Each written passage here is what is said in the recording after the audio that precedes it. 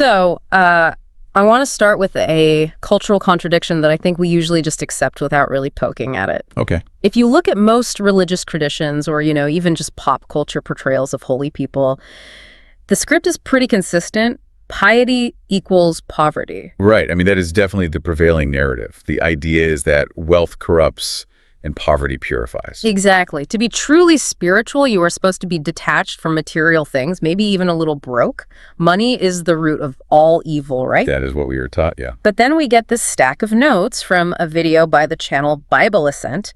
It is titled 8 Money Lessoner from the Wealth of Abraham, and it is arguing the exact opposite. It really flips the script. It claims that Abraham, who is obviously one of the central figures of monotheism, was not some monk living in a cave. By modern standards, he was an asset-heavy billionaire. Right. And that is the friction point we are exploring in this deep dive today. The source material argues that for generations, institutions have pushed this poverty mindset. Yet the actual text regarding Abraham describes him as possessing livestock, silver, and gold beyond measure. He was an economic powerhouse. He absolutely was. He wasn't just scraping by. And the mission here is not just to acknowledge that he was rich, but to reverse engineer how he actually did it. Because the source claims this was not just luck or divine favoritism. No, they argue he used a specific system. Right, these 8 wealth principles to build his empire.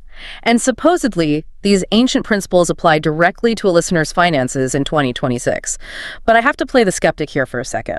Are these just generic save your pennies tips wrapped up in religious language? Not at all. Actually, if you were coming from a traditional finance background, a lot of this is going to sound completely backward. Oh. Well, the source describes these principles as counterintuitive, shocking even. They actively fight against modern logic. We are going to talk about rejecting free assets, giving away capital to secure growth, and prioritizing peace over profit margins. Okay, let us test the logic then. Let us run through these 8 principles. The first one the source identifies is the power of separation. And this starts with a career move that sounds, frankly, insane. It is radical. We are looking at Genesis 12. Abraham is living in Ur. And the source makes a point to emphasize that Ur was not some backwater town. It was a metropolitan hub. Advanced, comfortable. He had his father's house there, his inheritance, his whole social network. All his safety nets. And the instruction he receives is to leave. Just leave it all. And the destination. That is the catch. There isn't one. The command is literally, go to a place I will show you later. From a business perspective, that is a nightmare. You are leaving your established market and your support system with zero business plan. No target demographic.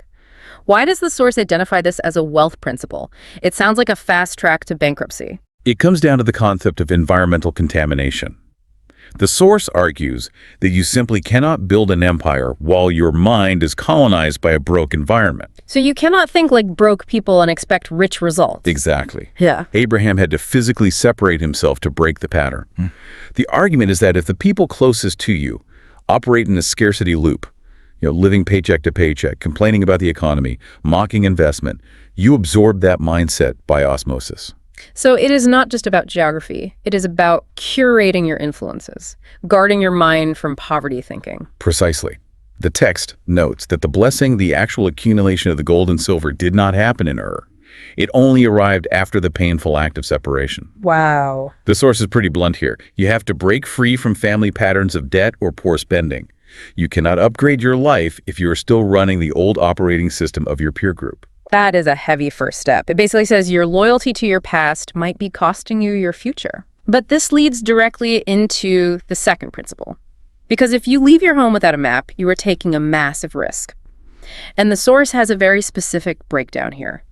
Faith-backed risk versus foolishness. This is a crucial distinction. Because looking at Abraham's story from Hebrews 11, verse 8, going out not knowing where he was going, a modern observer might say, okay, the lesson is to be reckless. Just jump blindly. Right. I should quit my job today with zero savings because I have faith that will work out. And I assume the source is advising against that. Strongly advising against it. They categorize that as foolish risk. That is presumption. Like what? That is gambling. Yeah. FOMO. Buying a volatile crypto coin just because everyone else is, or emotional investing. That isn't faith. So how do they define faith-backed risk? What is the actual difference? The difference is preparation. The source points out that Abraham did not just wander off into the desert unprepared. He organized his household, he gathered his resources, he took his servants, his family, and his existing wealth. So he was logistically prepared for the journey, even if the final destination was unclear. Exactly. He controlled the variables he could control. The takeaway is that wealth requires stepping into the unknown, but only after spiritual and practical preparation. You do the homework, you acquire the skills, you save the capital, and then you move. It is calculated action. Calculated action, not emotional impulsivity. I like that. Okay, moving to principle 3. This is probably the most controversial one for a modern audience because it involves giving money away to get more. We are talking about the tithe. Yes, putting God first. The source uses the story of Abraham and Melchizedek for this. This is a fascinating economic case study. Abraham has just won a major war. He defeated 4 kings and rescued his nephew. He has all the spoils. Massive wealth, equipment, goods. And before he keeps anything for himself, he gives 10% to this priest Melchizedek. Right, he gives 1/10 of the spoils first. Now, usually when people hear tithe, they think of a charitable donation, but the source frames this completely differently. They frame it as a protection policy. The source references a concept from Malachi 3 called the devourer. Which sounds like a sci-fi villain, honestly. It does. But in this financial context, the devourer represents entropy. It represents those chaotic, unexpected expenses that drain your wealth regardless of how much you earn. Like the car transmission blowing up. Or a sudden medical emergency, a lawsuit, things that just drain your finances. The argument is that the 10% tithe actually rebukes the devourer. It acts as divine protection against that chaos. So the logic isn't just be generous. The logic is that living on 90% with a blessing is mathematically more efficient than living on 100% without it. That is the claim. It is prioritizing the spiritual principle over the raw math. The source addresses the counter-argument, people saying I cannot afford to tithe. They argue you cannot afford not to, because it positions the earner under an open heaven. It is a totally different way to look at expenses. Now let us talk about negotiation. Principle 4 is peace over profit. And looking at the source material, Abraham makes a decision here that on paper looks like terrible business management. It looks like a massive strategic failure. This is the dispute with his nephew Lot in Genesis 13. They both have so much livestock that the land just cannot support them both. Their employees are physically fighting over grazing rights. Right. It is a classic resource scarcity issue. Now, Abraham is the patriarch. He is the senior partner. He has every right to dictate the terms. But he doesn't. He hands the leverage over to the junior partner. He tells Lot, you choose first. If you go left, I will go right. Right. And Lot, being young and opportunistic, looks at the market and picks the lush Jordan Valley. It is premium real estate. Leaving Abraham with the less desirable rocky land. Yes. From a modern business perspective, Abraham lost the negotiation. So he voluntarily took the asset with lower valuation just to avoid the conflict. He did. But here's the divine countermove the source points out. Immediately after Lot leaves with the good land, God speaks to Abraham. He tells him to look in every direction and says, I am giving you all of it. So by trusting that peace is more valuable than immediate profit, it led to supernatural multiplication. Exactly. The source applies this to modern business. Walking away from dishonest partnerships, refusing to compromise your integrity for quick cash, even settling legal disputes just to save emotional energy. Peace is expensive, but strife costs more. That is tough to do in the moment, though. We are wired to win the argument. We are, but trusting the principle pays off, which leads perfectly into principle 5. Integrity is worth more than savings. This one involves a real estate transaction where Abraham refuses a massive discount. This is the story of the Cave of Machpelah from Genesis 23. It is a somber moment. Abraham needs a burial site for his wife Sarah.